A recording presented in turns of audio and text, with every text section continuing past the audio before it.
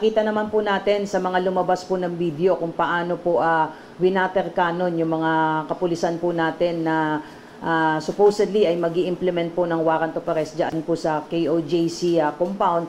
And yet nakita nyo rin po kung paano naging makalma at kalmado po yung ating mga pulis. Hindi po sila gumante at naging mahimnahon po sila dahil yun naman po ang kabilin-bilinan ng ground commander to exercise maximum tolerance. Hinayaan po nila hanggang maubos na po yung tubig ay hindi po sila gumalaw po doon, hindi po sila gumanti at hindi po nanakit. At yun po yung pakiusap po natin, sir. I want to take this opportunity na manawagan po doon po sa mga supporters and followers po ni Pastor Kibuloy na sana po ay respetuhin po natin yung legal process. Nandun po yung ating mga kapulisan. Kung mapapansin niyo po ay this is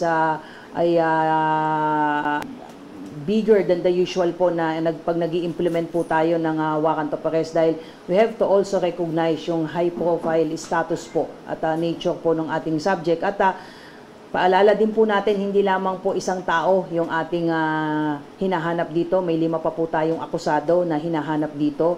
At yung ating pong desisyon ng leadership po to deploy appropriate na number of personnel is anchored on the fact that these are anticipated na there will be some resistance and tension. That's why yung presence po ng maraming police po natin doon, particularly yung CDM contingent po natin, is to really maintain order at of course prevent any unforeseen incidents. Nakakalungkot po na doon po sa area po ng Glory Mountain ay may mga bata pa pong talagang pinangharang doon sa ating mga tauhan. Sana nakikiusap po tayo sa mga magulang po ng mga bata pong ito na alalahanin din po natin. Tayo po dapat ang unang pumoprotekta sa ating mga maliliit na anak. At kung nakikita nyo po dun sa video, ang talagang mga pinangharang ay mga bata na one way or another nasaktan. But awa po ng Diyos ay wala naman pong major injuries tayong naitala. At meron po tayong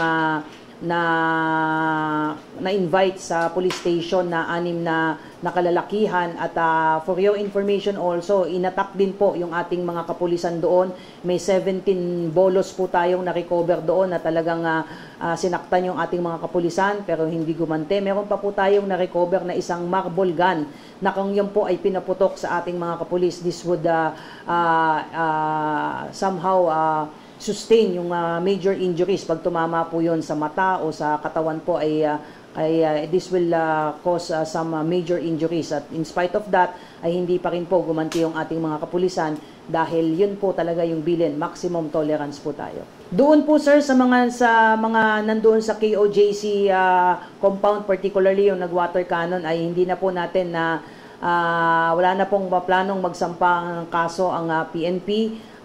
Kausap po natin yung Police Regional Office 11. But doon po sa nangyaring insidente po, doon po sa Glory Mountain kung saan may mga talagang attempt na atakihin po yung mga pulis po natin. So may 6 po tayong dinala sa station pero kinuhanan lang po natin ng ilang detalye pero nirelease din po natin. Pero we intend to file through regular filing po for obstruction of justice po. Recognizing the high profile status po ni Pastor Kibuloy at itong mga anticipated po nating resistance on the part po ng kanyang mga followers ay minakapat po ng PNP yung ground commander po to deploy sufficient number of PNP personnel to include yung ating pong mga SWAT at ating pong mga SAF po to make sure po na may maintain po natin yung peace and order during the implementation po ng warrants of arrest at wala pong mangyari any untoward incident. At nakita nyo naman po sir, wala naman talagang major incident. Yung presence lang natin doon ay to really maintain peace and security during the implementation po ng warrant of arrest. Huwag po nating kalimutan sir na hindi lang si Pastor Kibuloy ang hinahanap natin. Katulad ng sinabi ko, may 5 pa po tayong akusado na hinahanap na ang mabibigat po yung kaso ng mga ito, sexual assault, sexual abuse at qualified trafficking. Mabibigat na kaso po. Ang isa pa nga po dyan ay non-bailable.